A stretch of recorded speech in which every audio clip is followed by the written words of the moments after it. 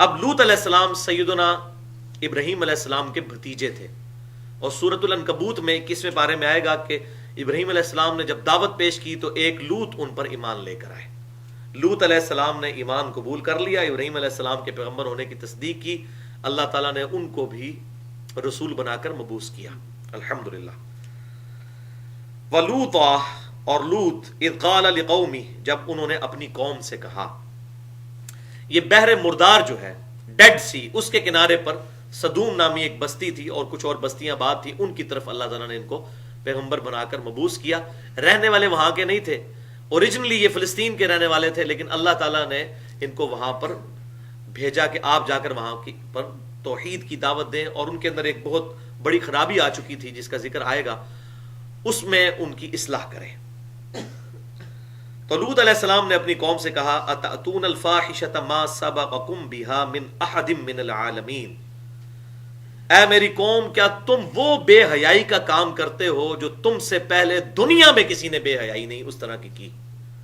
یعنی individual level پہ تو ہومو سیکچولیٹی موجود تھی، لیکن اس کو ایز اے پروفیشن اڈاپٹ کرنا اور پوری قوم کا مرد کے ساتھ بدفعلی کرنا، ایز اے قوم پوری قوم کا ایک ہی کام کرنا عورتوں کو چھوڑ کر، یہ پہلی دفعہ قوم لوط نے کیا۔ اسی لیے اس عمل کو بھی، بدفعلی کے عمل کو، عمل لواطت کہا جاتا ہے، لوط علیہ السلام کی قوم کا عمل۔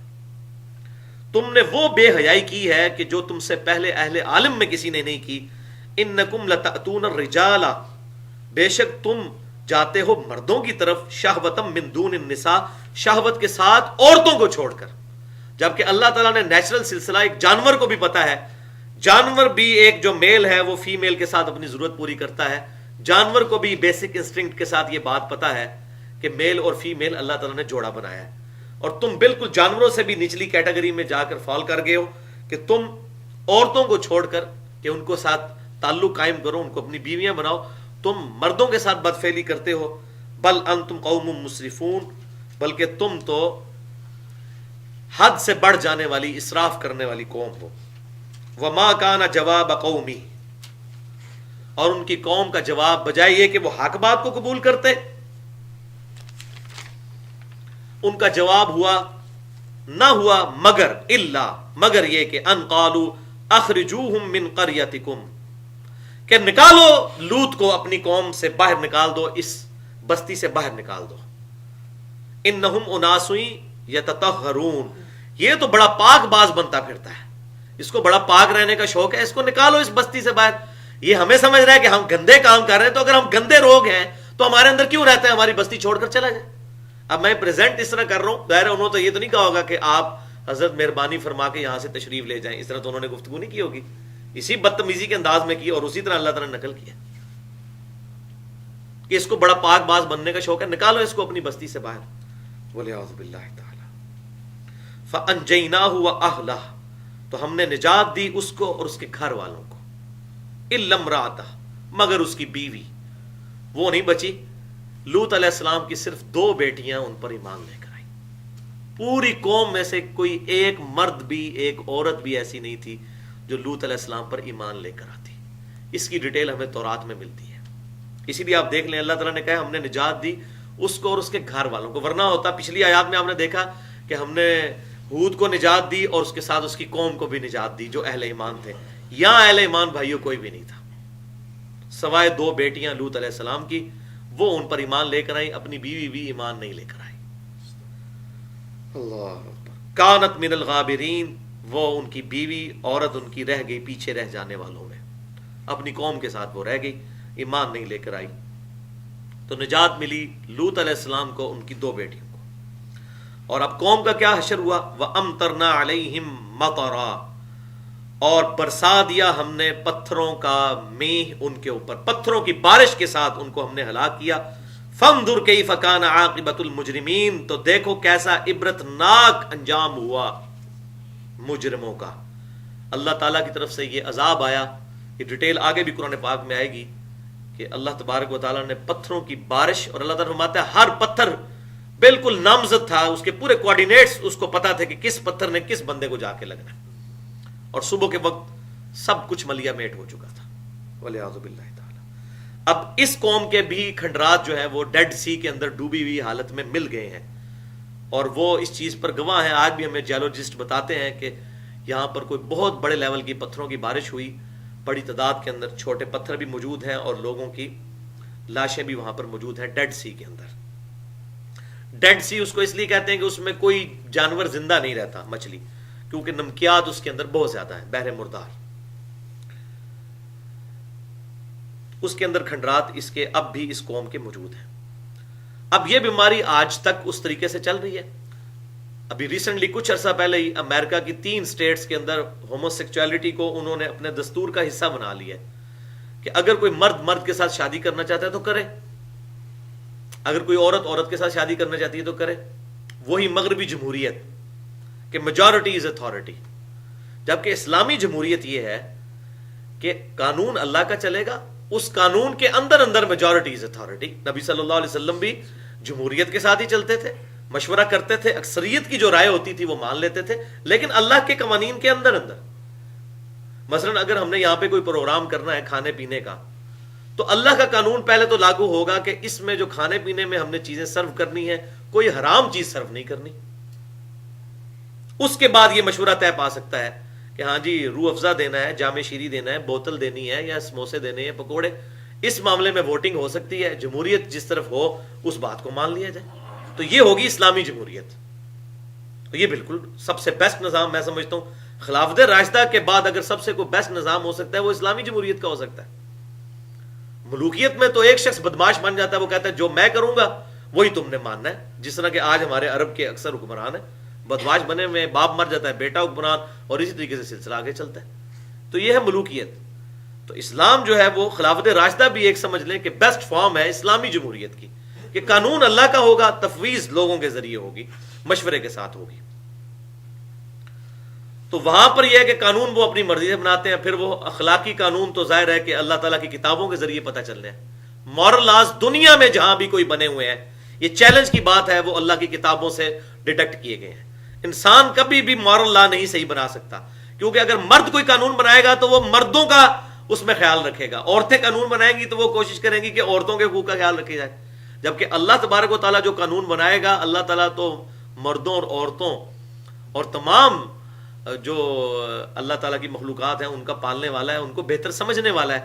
وہ جو قانون بنائے گا وہ دی بیسٹ قانون ہوگا، بلکہ دی اونلی قانون وہی ہو سکتا ہے کہ جو امپلیمنٹ کیا جائے. لہذا یہ جو ہومو سیکچولیٹی کا مرض پھیل گیا، اس حوالے سے اسلام کی تعلیمات بالکل واضح ہیں. اس میں ایک دو ایشو ایسے ہیں جو میں یہیں پر ڈسکس کر لیتا ہوں. اس کے بعد انشاءاللہ سیدنا شعیب علیہ السلام کی قوم کا ذکر شروع ہوگا، وہ اگلی دفعہ انشاءاللہ ہم کریں گے، کیونکہ اب درس کا ٹائم تقریباً ختم ہونے والا ہے. اس کو میں کنکلوڈ کر لیتا ہوں. آخری جو 10-15 منٹ رہ گئے ہیں ان کے اندر یہ لواطت کے جو مسئلہ ہے، اس کے بارے میں کتاب و سنت کے اندر کیا احکام موجود ہیں. تو اس کانٹیکسٹ میں 5 صحیح الاسناد احادیث میں بیان کروں گا. بھائیو، سورۃ البقرہ کی آیت نمبر 223 کے اندر آیا، بسم اللہ الرحمن الرحیم، نساؤکم حرث لکم، تمہاری بیویاں تمہاری کھیتیاں ہیں، اور اپنی بیویوں کے پاس جہاں سے تمہاری مرضی ہو وہاں سے ان کے پاس آؤ، ان کے ساتھ صحبت کرو، چاہے آگے سے چاہے پیچھے سے، لیکن صحبت اس مقام میں کرنی ہے جو اللہ تعالیٰ نے تعلیم فرمایا ہے، یعنی قبل میں، اگلے حصے میں، دبر میں نہیں، پچھلے حصے میں نہیں. وہ لواطت ہے، چاہے مرد کے ساتھ کیا جائے چاہے عورت کے ساتھ، دونوں صورتوں میں وہ حرام ہے. بعض لوگوں نے اس آیت کی غلط انٹرپریٹیشن کی کہ تمہاری بیویاں تمہاری کھیتیاں ہیں، چاہے آگے سے آؤ چاہے پیچھے سے آؤ، تو وہ کہتے ہیں کہ یہ تو بالکل جائز ہے لواطت عورتوں کے ساتھ کرنا. تو ان سے پوچھیں کہ بھائی یہ الفاظ ہی خود اس کی حفاظت کر رہے ہیں، کھیتی کیوں کہا گیا؟ کہ اس کے اندر بو گے تو اللہ تعالیٰ تمہیں پھل دے گا. تو پھل کے بونے کی جگہ جو ہے وہ اگلا مقام ہے، پچھلا مقام تو ہے نہیں ہے. تو بالکل قرآن اپنی حفاظت خود کر رہا ہے کہ کھیتی ہے، تو کھیتی میں، اور اس کے آگے آیت بھی چلتی ہے کہ پھر اللہ تعالیٰ کے حضور تم طلب کرو گے، صدقہ جاریہ ہوگا تمہاری اولاد تمہارے لیے جو اللہ تمہیں عطا کرے گا. تو کھیتی جو ہے وہی مقام ہے جہاں پر نیچرل مقام ہے صحبت کرنے کا، جو جانور کو بھی پتا ہے، کیونکہ وہ انسٹنکٹ کے اوپر ہے، اپنی جبلت پہ. تو آگے سے آؤ یا پیچھے سے آؤ. تو اس کا جو شان نزول ہے وہ 5 حدیثوں میں سے پہلی حدیث صحیح بخاری اور صحیح مسلم کی متفق علیہ حدیث ہے اس آیت کی تفسیر میں کہ یہ آیت کس موقع پر نازل ہوئی. سیدنا جابر بن عبداللہ رضی اللہ تعالیٰ عنہ کہتے ہیں کہ یہودیوں کا یہ عقیدہ تھا کہ جو شخص اپنی عورت کے ساتھ صحبت کرے یعنی اگلے حصے میں ہی قبل میں ہی لیکن وہ پچھلی جانب سے تو اس کی جو اولاد پیدا ہوگی وہ بہنگی پیدا ہوگی. یہ ان کا عقیدہ تھا.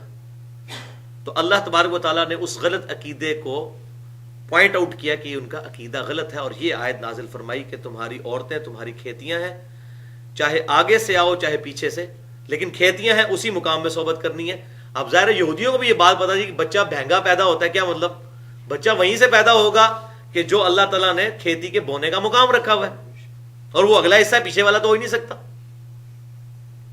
دوسری حدیث جامع ترمذی اور سنن ابن ماجہ میں صحیح سند کے ساتھ موجود ہے. ابن عباس رضی اللہ تعالیٰ عنہ یہی آیت پڑھا کرتے تھے, نساؤکم حرث لکم, تمہاری بیویاں تمہاری کھیتیاں ہیں.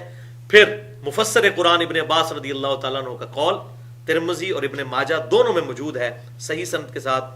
وہ کہا کرتے تھے کہ تمہاری بیویاں تمہاری کھیتیاں ہیں, ان کے ساتھ چاہے آگے سے یا پیچھے سے آؤ لیکن ان کے ساتھ لواطت مت کرو اور حالت حیض میں بھی صحبت سے بچو. تو آگے سے آؤ یا پیچھے سے, لیکن لواطت نہیں کرنی, یعنی پچھلے حصے سے ان کے ساتھ صحبت نہیں کرنی, قبل میں کرنی ہے, دبر میں نہیں. تیسری حدیث بھی جامعہ ترمذی اور سنن ابن ماجہ میں صحیح سند کے ساتھ موجود ہے کہ آپ صلی اللہ علیہ وسلم نے فرمایا, بے شک اللہ تعالی حق کہنے سے نہیں شرماتا, تم اپنی عورتوں کے ساتھ پیٹھ میں مباشرت مت کرو.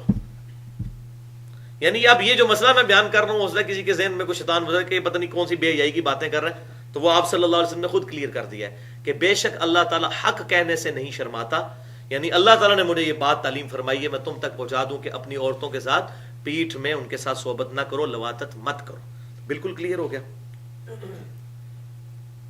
چوتھی حدیث, یہ بڑی کریٹیکل حدیث ہے, میں اس کا انٹرنیشنل نمبر بھی بتا دیتا ہوں. سنن ابی داؤد میں انٹرنیشنل نمبرنگ کے مطابق 2162 نمبر حدیث ہے کہ آپ صلی اللہ علیہ وسلم نے فرمایا, جو شخص اپنی بیوی کے ساتھ پیٹھ میں صحبت کرتا ہے, لواطت کرتا ہے, وہ ملعون ہے, یعنی اس پر اللہ تعالیٰ کی لعنت ہے.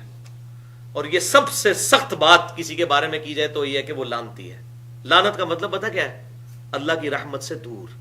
تو جب اللہ کی رحمت سے دور تو محض اعمال کی بنیاد پہ تو کسی کا بیڑا پار نہیں ہونے والا. ہمیں اللہ کی رحمت کی تو ضرورت ہے. بخاری اور مسلم کی متفق علیہ حدیث ہے کہ کوئی شخص محض اپنے اعمال کی بنیاد پر جنت میں داخل نہیں ہو سکتا. ایک صحابی نے بڑی جرت کر کے عرض کیا, اللہ کے رسول کیا آپ بھی؟ فرمایا ہاں میں بھی, جب تک میرے رب کی رحمت مجھے ڈھانپ نہ لے میں بھی جنت میں داخل نہیں ہو سکتا, محض اعمال کی بنیاد پر. تو وہ ملعون ہے جو لواطت کرتا ہے اپنی بیوی کے ساتھ. پانچویں حدیث جامعہ ترمذی کی صحیح حدیث انٹرنیشنل نمبرنگ کے مطابق 1165 نمبر, یہ کریٹیکل حدیث ہے کہ آپ صلی اللہ علیہ وسلم نے فرمایا, اللہ تعالی قیامت والے دن ایسے شخص کی طرف رحمت کی نظر بھی نہیں فرمائے گا جو کسی عورت یا کسی مرد کے ساتھ بدفعلی کرے اور قوم لوط کا سا عمل کرے. تو اس حدیث میں کیٹاگوریکل مینشن ہو گیا, نہ تو عورت کے ساتھ اور نہ ہی مرد کے ساتھ لواطت ہو سکتی ہے, قوم لوط والا عمل. تو یہ 5 حدیثیں اس کانٹیکسٹ میں تھی, میں نے ضروری سمجھا کہ بیان کر دوں. آخر میں 2 حدیثیں, اس کی سزا کیا ہے اگر کوئی یہ کر بیٹھے تو. وہ 2 حدیثیں جامعہ ترمذی میں انٹرنیشنل نمبرنگ کے مطابق 1456 اور سنن ابن ماجہ میں 2561 نمبر حدیث ہے کہ آپ صلی اللہ علیہ وسلم نے فرمایا, تم جس کسی کو بھی قوم لوط کا سا عمل کرتے دیکھو تو فاعل اور مفعول دونوں کو قتل کر دو. اور ظاہر ہے یہ اسی صورت میں ہوگا کہ اگر اس کے ساتھ زبردستی نہ ہو رہی ہو, بالکل وہ رضا کے ساتھ کر رہے ہوں. ظاہر ہے کہ اگر کوئی زبردستی کسی کے ساتھ کرتا ہے پھر تو جو کرنے والا ہے اس کو قتل کیا جائے گا, دوسرے کو تو نہیں. یہ کانٹیکسٹ یہی ہے کہ جو بندہ اپنی رضا کے ساتھ, جیسے کہ آج کل ہوموسیکچویلٹی کو جائز قرار دے دیا گیا ہے امریکہ کی 3 اسٹیٹس کے اندر, اس کے علاوہ یورپ کے بھی کچھ علاقوں کے اندر, تو فاعل کو اور مفعول کو قتل کر دو قانونی طور پہ, خود نہیں قانون کو ہاتھ میں لے سکتے. یعنی یہ قانون اسلامی سزا اس کی بتائی آپ صلی اللہ علیہ وسلم نے. اب بظاہر دیکھنے میں بڑی سخت یہ سزا لگتی ہے, لیکن یہ بھائیوں اگر کسی کے 3 یا 4 سال یا 5 سال کے بچے کے ساتھ کوئی کرے نا تو پھر اس کے باپ سے پوچھے تو وہ کہے گا جی بالکل صحیح سزا ہے، یہی سزا ہونی چاہیے. یہ تو جب اپنے پہ آتی ہے نا پھر پتہ چلتا ہے. تو یاد رکھیے گا اسلامی سزائیں جتنی ہیں یہ اتنی سخت سزائیں اس لیے ہیں تاکہ ڈیٹرنس ہو، اس کا روپ بن جائے کہ سزا ایک کو ملے اور لاکھوں کی اصلاح ہو جائے. یہ ہے اصل اس کا مقصد. زنا کی سزا اتنی سخت اسی لیے رکھی گئی. آج مجھے بتائیں اگر پاکستان میں لوگوں کو یہ یقین ہو، آئے دن ہم خبروں میں یہ بات سنتے ہیں، روزانہ 1-2 خبریں اس طرح کی ہوتی ہیں، بلکہ اب تو وہ سال کے بعد جو ڈیٹا بتاتے ہیں تو حیران ہوتا ہے بندہ کہ پاکستان جیسے سو کالڈ نام نہاد اسلامی ملک میں بھی ہزاروں واقعات چھوٹے بچوں کے ساتھ بدفعلی کے، ٹیچرز کے اور اسی طریقے سے باقی لوگوں کے ہوتے ہیں، اور پھر بعد میں ان کو قتل بھی کر دیتے ہیں. اکثر واقعات میں یہ ہوتا ہے. تو مجھے بتائیں اگر یہ بدفعلی کرنے والے کو پتا ہو کہ پاکستان کے قانون میں سزا اس کی قتل ہے اور بچت بھی نہیں ہوگی، 2 منٹ کے اندر یہ ختم ہو جائے گا معاملہ اس ملک سے. ڈیٹرنس. دنیا میں 2 اسلامی ملک ایسے ہیں کہ اپنی بہت خرابیوں کے باوجود کافی حد تک اسلامی سزائیں وہاں پر نافذ ہیں. ایک سعودی عرب اور دوسرا ایران. اور آپ وہاں جا کر کرائم کی ریشو چیک کر لیں، دنیا کے کسی ملک میں اتنی کم ریشو نہیں ہے جرم کرنے کی جتنی ان 2 ملکوں کے اندر ہے. کیونکہ ادھر لوگوں کو پتا ہے کہ چور نے اس کے ہاتھ کٹیں گے. ایک بار ہاتھ کٹ جائے نا، چور کو یقین ہو کہ میرا ہاتھ کٹنا ہے، اور دوسری بار چوری کی تو دوسرا ہاتھ کٹنا ہے، تو کبھی نہیں چور کرے. تو یہ اسلامی سزاؤں کی حکمت یہ ہے کہ ڈیٹرنس، کہ ان کی دہشت ایسی ہو کہ ایک بندے کو سزا ملے اور لاکھوں کے لیے. یہ نہیں ہے کہ مطلب وہ سعودی عرب میں ہر دوسرا بندہ ہی ٹونڈا ہے. لوگ باہر کے لوگ یہی سمجھتے ہیں یہاں تو چور کے ہاتھ کاٹے جاتے ہوں گے تو آدھا سعودی عرب جو ہے اس کے ہاتھ ہی کوئی نہیں ہوں گے. ایسا نہیں ہوگا بھائی. جب ہاتھ کٹیں گے نا پبلکلی تو بڑے بڑے چور جو ہے نا وہ بھوکا مرنا گوارا کریں گے، ہاتھ نہیں اپنا کٹوائیں گے. لیکن یہ بات یاد رکھے گا، یہ ساری اسلامی سزائیں اس سٹیٹ میں ہوں گی جہاں پر نظام بھی اسلامی ہو. اگر گورنمنٹ جو ہے وہ عوام کو روٹی دینے میں ناکام ہو گئی ہے اور لوگ بھوکے مر رہے ہیں اور وہ روٹی چوری کر لیتے ہیں تو اس کے ہاتھ نہیں پھر کٹیں گے، الٹا پھر اسلامی سزائیں بدنامی کا باعث بن جائیں گی. تو اس حوالے سے میں نے بڑی ڈیٹیل کے ساتھ گفتگو کی ہے. مسئلہ نمبر 46 کے نام سے اسلامک سزائیں جو ہیں اور ان کا فلسفہ اور ان کی حکمت کیا ہے، اس میں میں نے ڈیٹیل کے ساتھ یہ ساری باتیں بیان کی ہیں الحمدللہ. مسئلہ نمبر 46 کے نام سے اہل سنت پاک.com پر 720085 یوٹیوب کے چینل کے تھرو میری گفتگو اپلوڈ ہے. تو یہ اسلامی سزاؤں کا ہے فلسفہ. اسی کانٹیکسٹ میں دوسری اور آخری حدیث وہ جامعہ ترمذی میں 1455 اور سنن نبی داؤد میں 4464 نمبر حدیث ہے کہ آپ صلی اللہ علیہ وسلم نے ارشاد فرمایا، جو شخص چوپائے کے ساتھ بھی بدفعلی کرے تو اسے بھی قتل کر دو. اس چوپائے کو بھی، جانور کے ساتھ بھی کوئی بدفعلی کرتا ہے، اور یہ تھیوریٹیکل باتیں نہیں ہیں، ہو رہا ہے ہمارے معاشرے میں، یہ عام ہے. وہ تو جس کی فیلڈ نہیں ہوتی اس کو نہیں پتا ہوتا، ہمیں بھی نہیں پتا ہوتا، لیکن جب کوئی باتیں سننے کو کہیں ملتی ہیں تو پھر پتا چل جاتا ہے. تو چوپائے کو بھی قتل کر دو اور اس فیل کرنے والے کو بھی قتل کر دو. تو ابن عباس سے کسی نے پوچھا کہ یہ بتائیے کہ اس جانور کو آپ صلی اللہ علیہ وسلم نے قتل کرنے کا یا ذبح کرنے کا حکم کیوں دیا، قتل کرنے کا؟ تو ابن عباس نے کہا کہ میرا گمان یہ ہے، میں نے آپ صلی اللہ علیہ وسلم سے تو نہیں پوچھا، لیکن میرا گمان یہ ہے کہ آپ صلی اللہ علیہ وسلم اس چیز کو ناپسند فرماتے تھے کہ ایسا جانور جس کے ساتھ اس طرح کی برائی ہو، اس جانور سے لوگ فائدہ اٹھائیں یا اس کے گوشت کو کھانے کے طور پر استعمال کریں. اور یہ تقوی میں لائی کرتی ہے چیز. صحیح سند کے ساتھ مصنف ابن ابی شیبہ میں موجود ہے کہ ابن عمر رضی اللہ تعالیٰ عنہ اس جانور کا گوشت نہیں کھاتے تھے جس کو قبلہ رخ کر کے قربان نہ کیا گیا ہو. حالانکہ قبلہ رخ کر کے قربان کرنا ایک سنت ہے، اگر کوئی ویسے ہی کر لیتا ہے قربان، صرف وہ شرط اس کے لیے بسم اللہ واللہ اکبر پڑھنا ہے. اب مرغی ہم جو ذبح کروانے کے لیے جاتے ہیں تو کتنے لوگ ہیں جو قبلہ رخ کا اہتمام کرتے ہیں، تو جانور تو ذبح ہو جاتا ہے. لیکن ابن عمر رضی اللہ تعالیٰ عنہ کا یہ تقویٰ تھا، وہ کہتے تھے کہ جو جانور چاہے وہ کوئی مرغی ہے یا کوئی بکری ہے، اگر قبلہ رخ اس کو کر کے نہیں قربان کیا گیا تو اس کو وہ ناپسند کرتے تھے کہ میں نہیں اس میں سے کھاؤں گا. تو اتنی چھوٹی چھوٹی چیزیں احتیاط کرتے تھے. تو تبھی تقوی کا یہ لیول تھا. کئی اسلاف کے بارے میں آتا ہے، صحابہ اور تابعین کے بارے میں، جو ہمیں تاریخی روایتیں ملتی ہیں، واللہ عالم ان کی سند کیا ہے، لیکن بات دل کو لگنے والی ہے کہ وہ جب بھی جوتیاں اتارا کرتے تھے تو اپنی جوتیاں قبلہ رخ رکھا کرتے تھے. اگر لوٹا رکھا ہے وضو والا تو اس کے جو ٹوٹی ہے وہ قبلہ رخ رکھی ہے. اس طرح وہ قبلے کا بڑا اہتمام کیا کرتے تھے تاکہ اللہ تعالیٰ کا دھیان ہر وقت انسان کے ساتھ رہے. اور اسی کی ایک ماڈرن فارم یہ تسبیح ہے, چاہے الیکٹرانک کاؤنٹر ہو یا دوسری دانوں والی تسبیح ہو, انسان کے ہاتھ میں رہے تو ہر وقت اللہ تعالیٰ کا ذکر بندہ فی البدی جاری رہتا ہے. یہ عادت بنانے کے لیے بہت اچھی چیز ہے اللہ کا ذکر کرنے کے لیے. تو یہ حدیث بھی اس حوالے سے آ گئی. لہذا یہ ڈیٹرس والی سزا اگر نامزد کر دی جائے, گورنمنٹ یہ ایکشن لے, تو کوئی بعید نہیں ہے. یہ تو جب انسان کے ساتھ جس کے ساتھ یہ معاملہ ہو جاتا ہے نا, اس سے اگر کوئی پوچھے تو وہ یہی کہے گا جی یہی سزا ہونی چاہیے جی. ویسے لوگ زبان کھول کے کہتے ہیں اسلامی سزائیں بڑی سخت ہیں, بڑی سخت ہیں. یہ تو جب اپنے ساتھ معاملہ آتا ہے نا, پھر بندہ کہتا ہے یار واقعی. اس وقت جب انسان کے اوپر اپنے اوپر گزرتی ہے, اس وقت جب انسان کو غصہ آیا ہوتا ہے, پھر انسان کہتا ہے جی واقعی جی ایسے بندے کی تو بوٹیاں کر دینی چاہیے جو کسی بچے کے ساتھ اس طرح بدفعلی کرے. تو بیسیکلی یہ برائی ہمارے معاشرے میں دیندار طبقے میں بھی بہت زیادہ پائی جاتی ہے, عام آدمیوں میں اتنی نہیں ہے جتنی دیندار طبقوں میں ہے.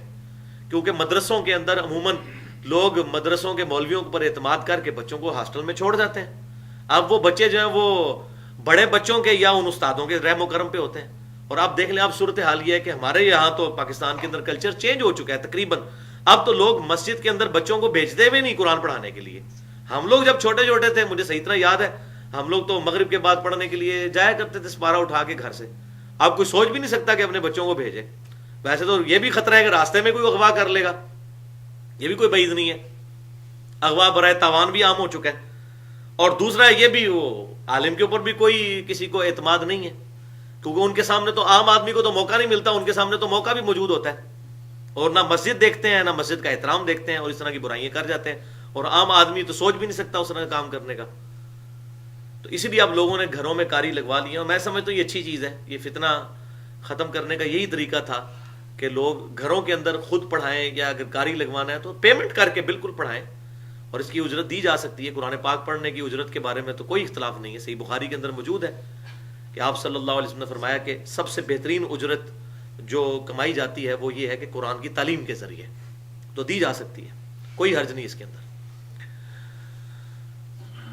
تو دنیاوی تعلیم کے طور پر بھی جو ٹیوشنز وغیرہ لوگ پڑھاتے ہیں تو وہ پیمنٹ کرتے ہیں اس کو, اپنے ٹیچرز کو, بچوں کو پڑھوانے کے لیے. تو دین کے لیے بدرجہ اولا, اور خصوصاً جو فارن ملک جتنے بھی ہیں, غیر مسلم ملک ہیں, ویسے تو یہ بھی کوئی اسلامی ملک نہیں ہے, پاکستان نام کا اسلامی ہے, باقی سو کارڈ جو یورپین ملک ہیں یا امریکن جو سٹیٹس ہیں, وہاں پر بھی لوگوں نے اپنے گھروں کے اندر اس طریقے سے قاری حضرات لگوائے ہوئے ہیں جو گھر آ کر پڑھا دیتے ہیں.